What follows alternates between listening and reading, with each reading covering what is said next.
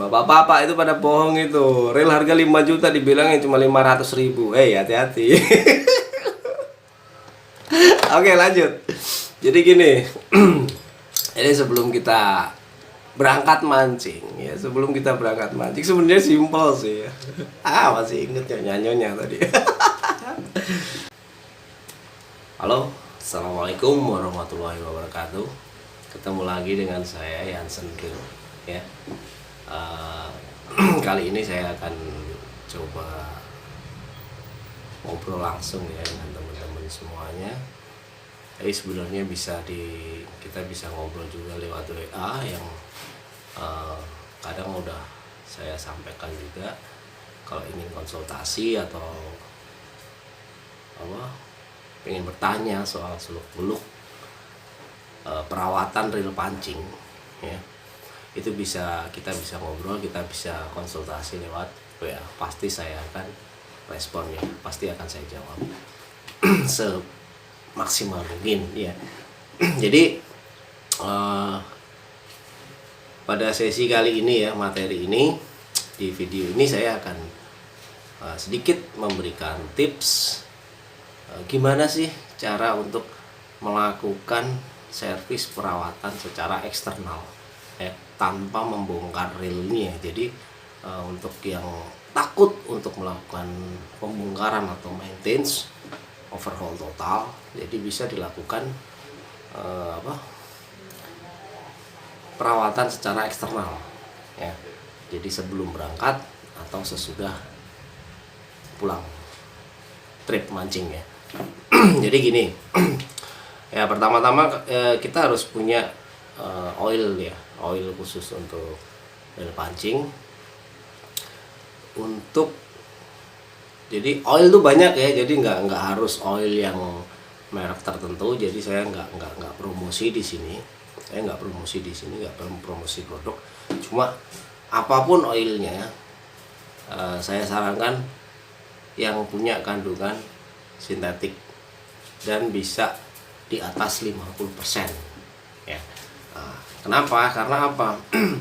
Rata-rata di Indonesia itu saya lihat dari pasien-pasien yang sudah saya tanganin, itu rata-rata sangat minim perawatannya, sangat kurang, menurut saya sangat kurang. Karena apa? Banyak terjadi korosi, terutama di bagian-bagian ini ya, roller ya. Di bagian roller ini banyak sekali kasus sampai macet ya, sampai macet.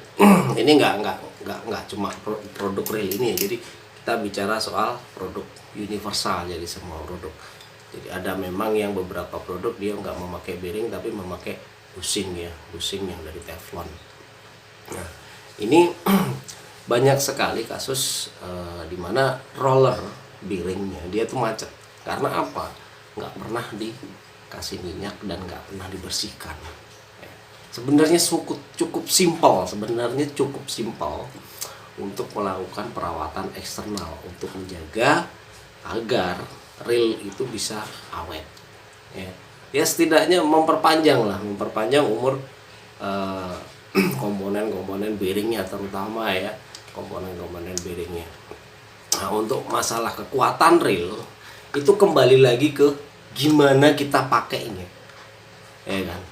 Jadi seperti ini, reel sungai, semuanya reel sungai yang kita ambil harga aja ya, kita ambil harga yang harganya 100, 200 ya, 300, di bawah 500 lah ya. Kita pakai untuk mancing di laut ya.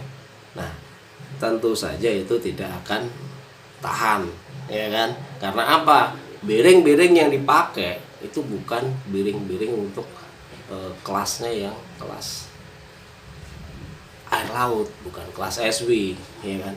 Pasti mereka membuat produksi itu sesuai dengan harga yang dipasarkan. Jadi mereka nggak mungkin dengan harga yang 100-200 akan memakai bearing yang harga di atas 50.000 atau sampai 100.000. Oke, sampai situ. Terus berikutnya pasangan dari reel tersebut, soal masalah di joran ya. Nah sekarang gini, kita ambil kejadian yang sering terjadi aja, kejadian ya yang saya sering hadapi, pasien yang sering saya tangani itu mereka kebanyakan tidak paham pasangan dari jenis reel itu harus pakai reel, harus pakai joran yang lipsnya berapa, joran yang PE-nya berapa. Jadi mereka rata-rata tidak paham di situ. Mereka hanya mencari ringannya saja, ya, mencari ringan. Yang penting ringan gitu ya. Terutama untuk kelas ultralight. Oke, itu. Jadi kelas ultralight itu seperti ini. Jadi gini, untuk kelas ultralight, seumpamanya Shimano lah ya, kita ngambil Shimano yang nggak apa-apa sih ya kita bahas. Jadi kita ambil Shimano yang serinya L. Jadi seumpamanya Stradic FL ya kan. Jadi yang belakangnya ada L itu kan light ya kan. Itu ultralight. Walaupun dia XG, walaupun dia HG, walaupun dia PG, tapi tetap aja belakangnya ada L. Nah, di situ kalau kita pasangkan joran-joran yang PE besar atau joran kaku, ya, joran kaku, itu akan bisa berakibat sangat fatal. Yang kalah apa? Reelnya. Itu tidak terjadi 1-2 kali, sering dan banyak. Sudah. Saya bicara seperti ini karena apa?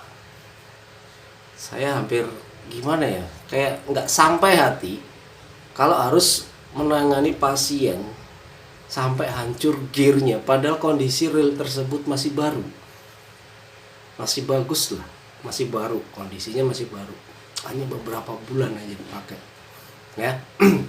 Terus kemudian saya tanya, itu jorannya pakai joran apa ya? Stradic FL kalau nggak salah 5.000, kalau nggak 4.000 kejadiannya. Itu kejadian nyata itu. Dia pakai joran ya kita yang harganya 10 jutaan lah jorannya. Itu PE-nya PE gede. Jadi kalau nggak salah PE 5 kalau nggak salah ya. Kalau nggak PE 5 ya kurang lebih segitulah, PE 4 PE 5 lah. Nggak, itu kaku banget. Kaku banget. Padahal seharusnya reel itu dipasangkan joran yang PE-nya PE kecil, PE 1, bahkan yang joran ultralight. Nah, kenapa reel itu hancur?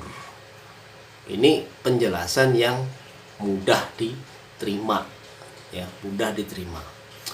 Pertama gini, itu joran untuk reel-reel yang maksudnya yang standar ya, bukan yang UL. Jadi seharusnya itu joran harus pakai joran yang kecil, maksudnya PE yang kecil, paling enggak PE 1 lah ya kan, yang UL. Nah, dipasangkan dengan joran yang PE besar yang kakunya minta ampun, sama sekali tidak ada lenturan sama sekali. Nah, dipakailah dengan dibuat mancing yang berat. Aku bilang berat karena apa? Satu, pemancing kolam ya, pemancing kolam rata-rata, apalagi bawalan ya, bawalan pemancing kolam ya, itu sangat-sangat, kalau untuk reel gimana ya, full lah ya, full. Jadi pemakaiannya mereka full, setiap hari turun. Dan kalau sudah turun, pemancing bawal itu nonstop, tekanan besar terus dia, tekanan besar terus. Nah, jika jorannya nggak ada lenturan sama sekali, otomatis apa? Dia nggak akan meredam kekuatannya di joran. Seharusnya apa? Joran ultralight itu harus terbagi dua, harus terbagi dua. Jadi bisa meredam sebelum dia impact langsung ke reel. Dia harus bisa diredam di ujung joran. Ya, ini tidak ada sama sekali. Nah, kenapa akhirnya apa? Powernya dia langsung masuk ke bawah, ke reelnya langsung. Itu. ya. Nah, akibatnya apa? Tekanan yang seharusnya diredam oleh ujung joran, lenturan joran, ya. Nah, itu diterima semuanya oleh rel tersebut. Akibatnya gear dari relnya dia akan bekerja bisa sampai 5 kali lipat tekanannya yang seharusnya diredam sama ujung joran. Lah, itu kenapa tidak balance, tidak sesuai dengan pasangannya. Nah, akhirnya apa? Umur dari gear yang seharusnya bisa lebih lama, dia hancur. Itu masalahnya.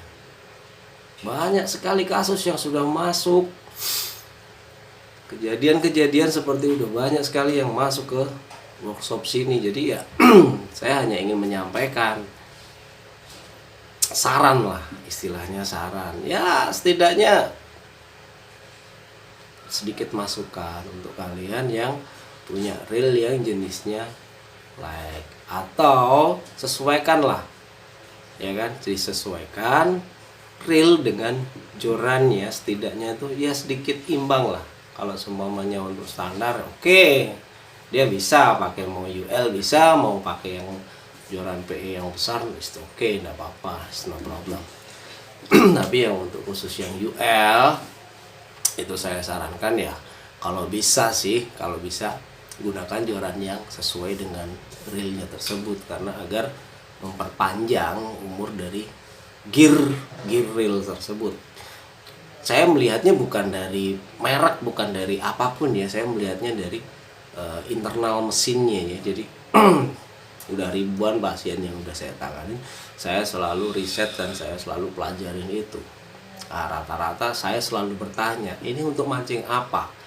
Ini jorannya pasangannya apa? Jadi itu sebagai masukan buat saya untuk mempelajari kenapa sih, apa sih penyebabnya, seperti itu. Jadi dengan begini saya bisa menyampaikan buat teman-teman semua, gimana kok jadi bukan produknya yang salah, maksudnya itu bukan produknya yang salah, bukan mereknya yang salah, tapi kitanya, pemakainya itu salah dalam pemakaiannya atau salah dalam pemasangan reel dengan jorannya, nggak sesuai spek dari reelnya, dan juga nggak sesuai spek dari jorannya, nggak imbang.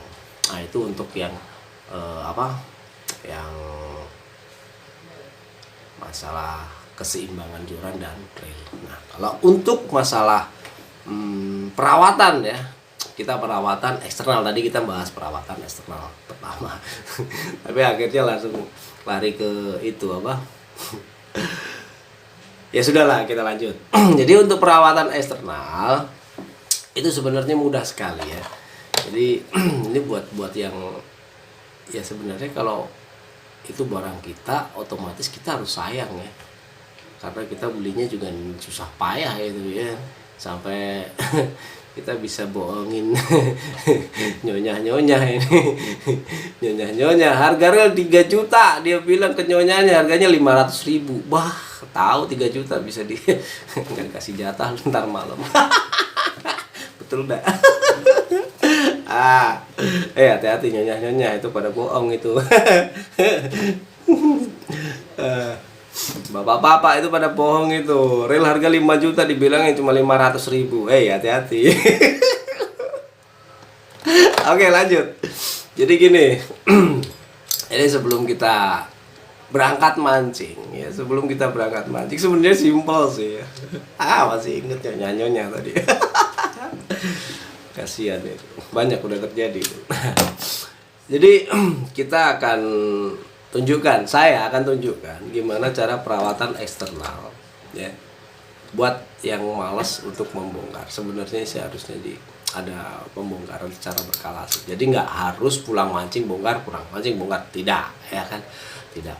Jadi kita pertama kali kita sediakan oil, apapun oilnya terserah. Kita ini ndak tak kasih merek ya. Cuma ya itulah. Jadi gini, pertama-tama kita buka handle ya. Kita buka handle-nya dulu. Oke. Nah, di bagian antara as ini sama dinding ya, tuh kan, itu ada sela. Nah itu kelihatan biringnya di situ ya, kelihatan biring. Nah kita kasih itu di sela-selanya itu, bukan di lubangnya. Nah kita kasih di antara sela-sela, 1, 2, 3 tetes ya, kita putar. Nah, kita putar biar dia meresap dulu, kita putar dulu. Oke. Nah setelah itu ganti sisinya, kita buka capnya ini, terus kita kasihkan lagi 1, 2, 3. Oke, kita putar lagi. Oke. Kalau punya grease ya, kalau punya grease, sebelum ditutup capnya tadi, kasih grease di bagian ulir dari capnya. Agar apa? Ini berfungsi sekalian untuk seal. Nah, untuk mencegah agar tidak kemasukan atau kena air. Tuh, namanya mencegah, nggak ada salahnya, ya kan? Baik kita mencegah daripada korosi. Oke. Nah, baru ditutup. Oke, yang bagian sini sudah, ya kan? Terus bagian roller, ini ya, bagian roller, ya. Kalau bisa, usahakanlah, ya. Kalau bisa usahakan. Sebentar. Buka baut. Jadi tidak perlu dibongkar, Kita buka bautnya dulu. Oke, kita buka baut. Aduh, korban. Ini sebenarnya pasien yang mau kita review juga. Jadi ini belum dibongkar rel ini, belum dibongkar. Nah ini kita buka bautnya, ya, kita buka baut, terus kita kendorkan seperti ini, ya, kita kendorkan, tuh kan, kita kendorkan, terus kita kasih oil. Yang kalau sela-selanya udah kelihatan, kita kasih oil di situ. Nah, kita geser lagi satunya. Nah, jadi satu sisi nggak kelihatan. Satu sisi sebelah sini kasih, sebelah sini juga dikasih. Jadi ini bisa digeser-geser karena ini baut sudah kita kendorkan. Jadi tidak membongkar ya. Ini nggak ada membongkar ya. Cuma ngendorin baut terus kita kasih itu, terus kita putar-putar. Ya, rollernya kita putar-putar. Agar apa? Biar meresap dia oilnya. Nah, kita putar-putar. Terus kita tutup lagi dia. Kita kencengin lagi bautnya. Nah. Oke, tuh, ya kan? Nah, kita putar lagi. Lancar. Ya kan? Lancar dia. Nah, lancar. Oke. Nah, terus ini nggak bongkar ya. Kita nggak melakukan pembongkaran. Nanti aja kita bongkar masuk. Nah, terus kasih di bagian sela-selanya ini nih. Nah, ini yang untuk buka tutupnya nih. Nah, sela-selanya nih. Kasihlah di situ, enggak apa-apa. Dua-dua sisi nih, dua-duanya ya. Dua-duanya ya. Terus gini-giniin. Nah. Turunkan dulu, oke. Nah. Enggak apa-apa, terus seperti ini. Nah, oke, sudah. Kita lepas spoolnya dulu. Kita lepas spool. Kita lepas spoolnya. Oke, terus kita cabut nih. Kalau yang bentuknya kayak gini ya, kita cabut langsung aja. Nah, oke. Oke. Kalau seumpamanya bisa membuka, usahakan untuk membuka bagian rotor ini ya. Karena ini yang terpenting ini. Ini yang terpenting. Buka bagian ini, bautnya dulu ya. Baut pengunci rotor ini dulu kita buka. Ini untuk rel apapun ya, bukan merek tertentu. Untuk rel apapun, untuk semua rel. Kecuali yang rel yang ini ada penguncinya, itu yang agak susah. Tapi yang tidak ada penguncinya lah, ya kan, yang mudah dibuka ininya, klikernya. Ya. Kalau ada penguncinya itu beda lagi nanti materinya. Nah, aduh. Nah, kita buka rotornya. Jadi enggak perlu buka semua. Jadi yang penting lah, kita yang penting aja. Tapi usahakan untuk membuka bagian ini. Ya, kita buka baut rotornya. Ya, terus kita cabut. Oke. Mana berat lagi. Oh iya. Nah, ini kan. Kita buka. Ini komponen-komponen penting. Ya, ini komponen-komponen penting. Di bagian one way, ini komponen penting. Saya bilang penting karena apa? Dia sangat terbuka sekali. Bayangkan. Nggak ada apa-apanya, nggak ada penutupnya. Apalagi rata-rata, ya, rata-rata reel yang di bawah 1 juta pasti model seperti ini, pasti terbuka. Ya, dia langsung ketemu bearing, dia ketemu one way. Ini one way nya, ada kuning-kuning nih ya, ini tuas one way nya. Mana yang kita minyaki? Banyak. Oke, pertama nih bearing, kita kasih minyak bearing. Bearing ya, bukan as ya, beda. Jangan, asnya jangan. Asnya justru kita bersihkan, ini kita lap bersih. Oke, ya. Yang kita lumasin itu adalah bearing, itu kelihatan. Nah, kita kasih bearing, kita kasih oil, terus kita putar. Biar oilnya dia masuk ke dalam. Nah, oke. Biar oilnya masuk ke dalam. Terus lanjut. Di situ ada komponen pir. Kelihatan? Nah, ini pir sangat-sangat rawan dengan karat.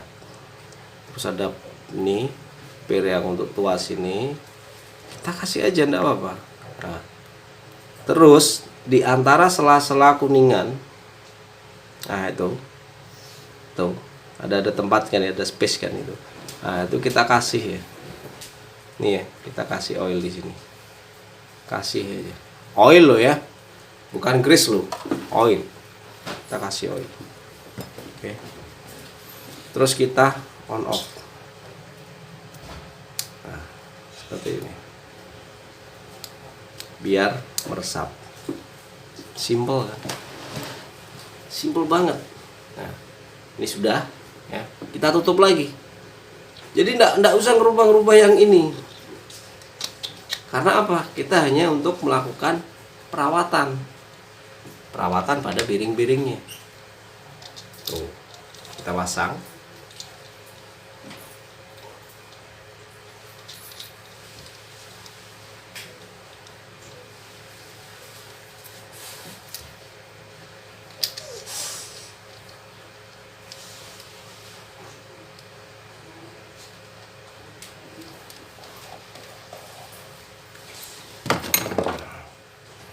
Kita kencangin lagi.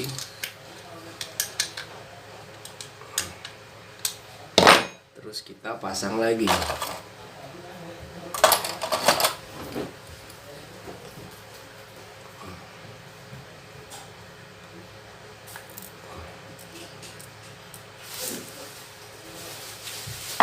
Kita pasang lagi.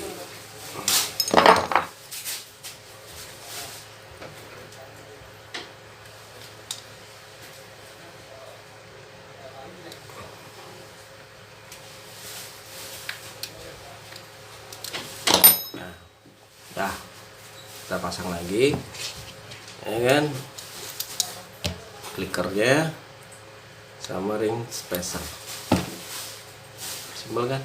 Terus baru kita pasang ini apa, spool. Sesimpel itu sebelum kita berangkat mancing atau sesudah pulang mancing, ya. Usahakan jika tidak terjadi force major atau kecelup atau kecebur, ya, tidak perlu dicuci. Kenapa?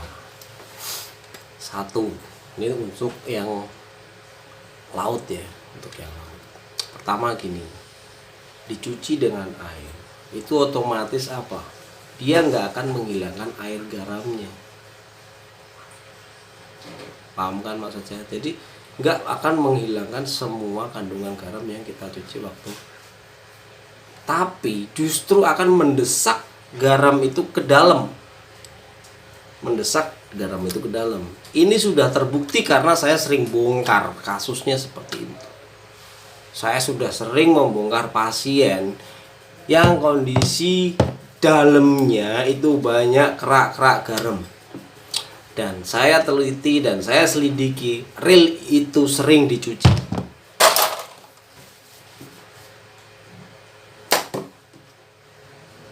WhatsApp. Itulah.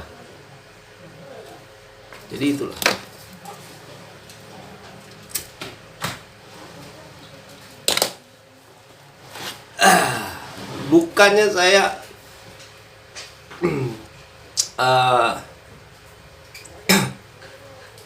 bukannya saya menyalahkan mencuci ril, bukan.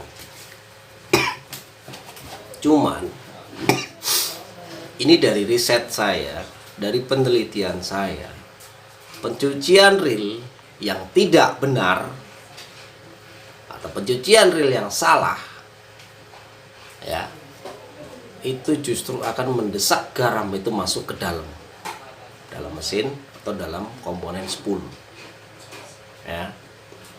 Efeknya dan sangat fatal. Satu, air, sabun, apapun itu akan menghilangkan grease pelumas yang ada di bagian eksternal, bukan internal, ya. Nah, kalau grease dan pelumas itu hilang, otomatis, sekarang logika aja, grease bisa hilang sama sabun, bisa hilang, larut dia sama sabun. Semakin sering kita mencuci dengan sabun ataupun pokoknya intinya mencuci dengan sabun setelah mancing, semakin sering itu kita akan semakin menghilangkan, akan cepat. Sekali aja udah hilang itu, nggak usah sering-sering, sekali aja udah hilang grease sama pelumas yang ada di bagian eksternal, terutama ada di pen tuh ada di bagian spool di bawah sebagian spool itu ada grease di situ. Fungsinya apa? Untuk melindungi sealnya di dalam. Karena keseringan dicuci, akhirnya apa? Grease-nya hilang. Nah, kalau grease hilang, otomatis air akan masuk ke dalam komponen spool yang ada di dalam. Nah, kenapa saya sering menemukan washer itu penuh dengan air? Kenapa saya menemukan spool itu di dalam spool yang bawah?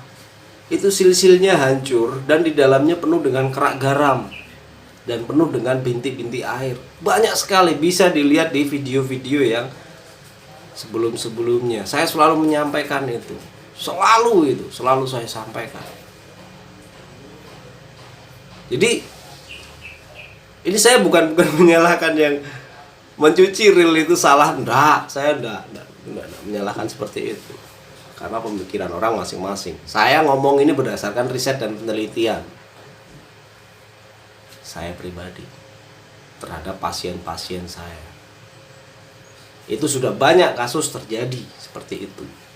Efeknya apa? Kalau sudah kadar garam masuk ke dalam mesin, akhirnya pertama yang diserang apa? Bearing. Siap-siap Anda mengganti bearing itu satu set, ya kan? Kalau bearing murah enggak apa-apa, pasti mintanya bearing yang kualitasnya bagus, SW apa segala. Mana ada bearing yang bisa tahan air laut? Enggak ada. Stella pun hancur bearingnya kena air laut. Shimano pun hancur bearingnya kena air laut. Udah sering banyak Stella itu ganti bearing karena karat, karena korosi. Sebenarnya itu korosi, karat, apa segala bisa dihindari, bisa dicegah. Asalkan kita mau kasih minyak. Simple sebenarnya. Jadi bukan produknya yang salah, tapi kitanya yang salah dalam pakainya. Produk semua punya keunggulan masing-masing dan punya kelemahan. Tak ada produk yang sempurna. Gak ada produk yang tahan air laut. Gak ada. Gak ada. Sebagus-bagusnya, semahal-mahalnya, kalau sama air laut, masalah. Besi hancur, titanium hancur. Piring keramik, jangan salah, piring keramik juga banyak yang hancur gara-gara air laut. Ayo. Dia dimasukin sama kristal garam, membeku dia di dalam piringnya itu, membeku, mengkristal sudah. Dan akhirnya apa? Lapisan keramiknya terkikis oleh kristal dari kristal garam itu. Cacat dia, bola-bola keramiknya kecacat. Suaranya jadi kasar. Itulah. Jadi kita mau ngomong itu berdasarkan riset yang kita jalani di workshop. Bukan karena copy paste. Catat itu ya, bukan karena copy paste. Saya nggak pernah copy paste. Saya ngomong dengan apa yang saya alami, dengan apa yang sudah kita riset.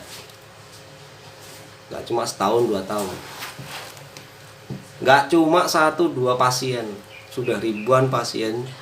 Itu yang bisa dijadikan bahan untuk riset. Kita kumpulkan data-datanya, kita kumpulkan. Bahkan data-data pasien pun masih ada. Dari zaman bahula sampai sekarang masih ada data-data pasien di database. Sekali lagi saya tekankan, tidak ada produk yang sempurna. Yang ada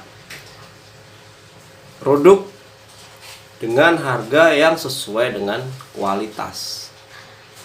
Ada harga, ada kualitas. Seperti itu. Tapi oke lah, kita nggak usah bahas merek apa, nggak usah. Yang penting apapun merek real yang kalian pakai, ya, awet enggaknya itu tergantung bagaimana kalian pakainya, bagaimana cara kalian tuh merawatnya. Itu aja. Rel sungai dipakai ke laut, bisa sih sebenarnya, bisa, tapi kita harus rajin perawatannya. Bisa, tapi kita harus rajin merawat. Kalau memang terasa udah nggak enak atau kecipratan air laut, segera bongkar. Nggak bisa, harus segera bongkar. Bersihkan itu dalamnya, mesinnya. Karena udah dipasti itu air laut masuk ke dalam. Kalau kita biarkan nggak usah lama, 1 kali 24 jam selesai, nggak bisa muter relnya. Udah banyak kejadian. Bener.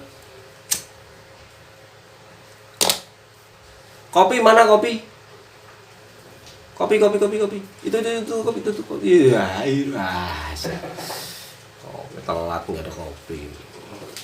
Oke, terima kasih. Terlambat kopi. Kopi dulu ya.